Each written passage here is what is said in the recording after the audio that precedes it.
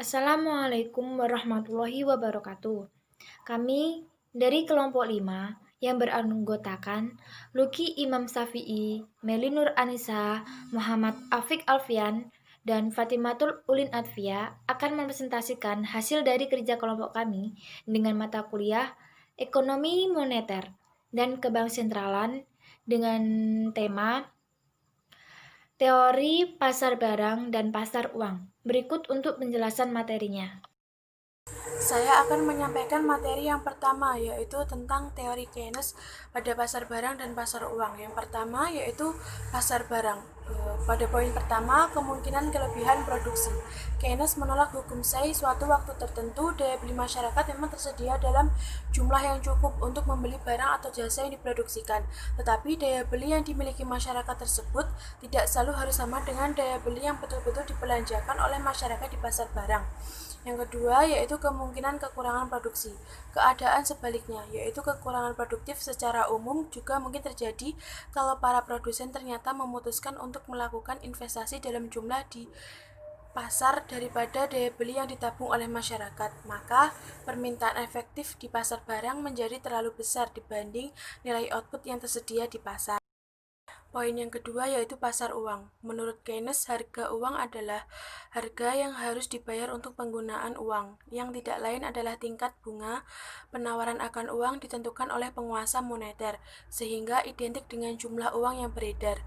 Permintaan akan uang merupakan fokus atau inti dari Keynes, yaitu Keynes mengutamakan seseorang memegang uang atau meminta uang tunai karena ia mempunyai tujuan-tujuan atau motif tertentu dalam menggunakan uang tersebut. Yang pertama yaitu motif memegang atau menggunakan uang. Motif transaksi. Motif transaksi timbul karena dalam perekonomian penggunaan uang untuk alat tukar-menukar. Uang tunai yang digunakan masyarakat tergantung pada yang pertama volume transaksi, yang kedua tingkat harga umum. Keynes berpendapat sama dengan teori klasik, yaitu volume transaksi erat kaitannya dengan jumlah barang atau jasa yang diproduksi. Yang kedua adalah motif berjaga-jaga. Motif berjaga-jaga, hal ini Keynes membedakan permintaan akan uang untuk tujuan melakukan pembayaran-pembayaran yang tidak reguler atau yang di luar rencana dari transaksi normal atau rutin. Yang ketiga, motif spekulasi.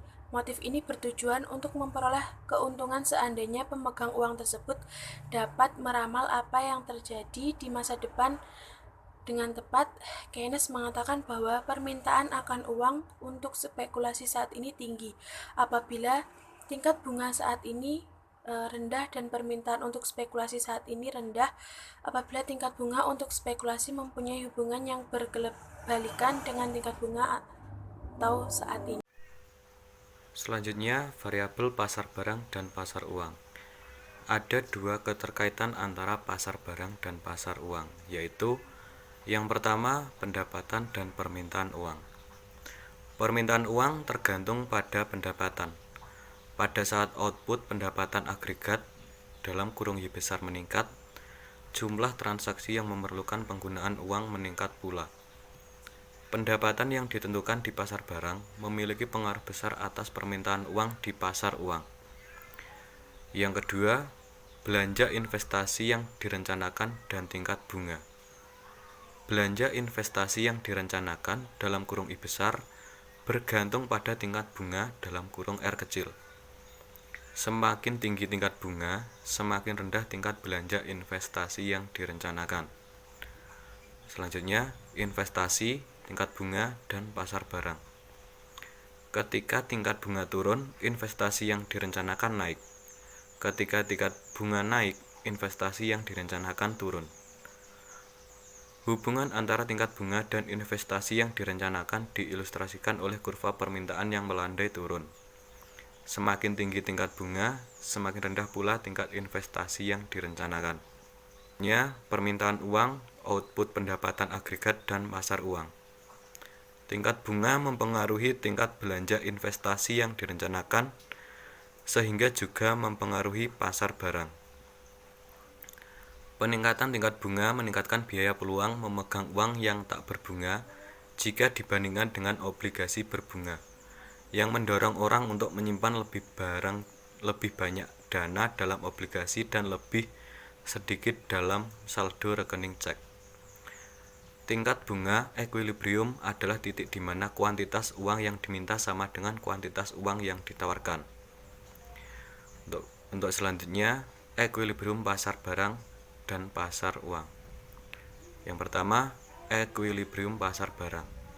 Equilibrium atau keseimbangan pasar barang tercapai bila penawaran barang dan jasa telah sama dengan permintaannya. Yang kedua, equilibrium dalam pasar uang.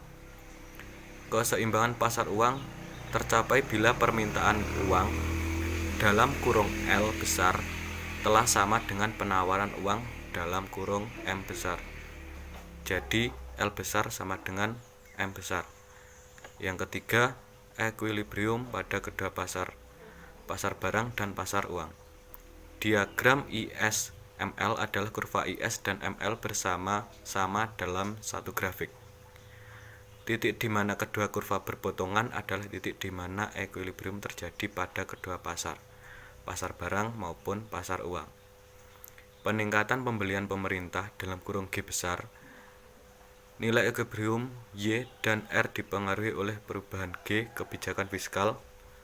Peningkatan G menyebabkan nilai equilibrium Y besar dan R kecil yang lebih tinggi. Poin C. Keseimbangan. Keseimbangan serentak di pasar barang dan pasar uang terjadi ketika kurva IS dan LM berpotongan pada tingkat suku bunga dan pendapatan nasional yang sama. Dalam ekonomi konvensional, keseimbangan umum dapat terjadi apabila pasar barang dan pasar uang ada di dalam keseimbangan. Dalam keadaan keseimbangan umum, ini besarnya pendapatan nasional Y dan tingkat bunga I yang terjadi akan mencerminkan pendapatan nasional Y dan tingkat bunga I yang seimbang baik di pasar barang maupun di pasar uang. Namun, di ekonomi Islam, sistem bunga ini dihapuskan. Kurva IS menyatakan hubungan antara tingkat bunga dan tingkat pendapatan yang muncul di pasar barang dan jasa. Kurva IS juga menyatakan investasi dan tabungan.